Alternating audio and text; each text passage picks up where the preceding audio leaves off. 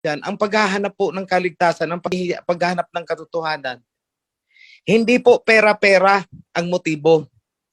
Dahil pagka pera-pera ang inuna ninyo, iba ang kasasadlakan ninyo. Ako na magsasabi sa inyo. Iba ang kasasadlakan ninyong direksyon. Pag kayo ay nagpapasilaw sa pera,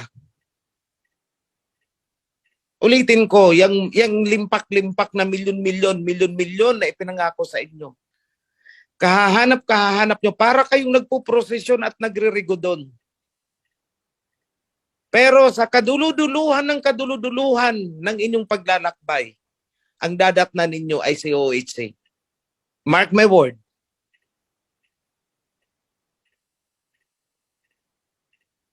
Peralin nyo muna ang righteousness ng buhay ninyo at hindi yung pagkakasilaw sa pera.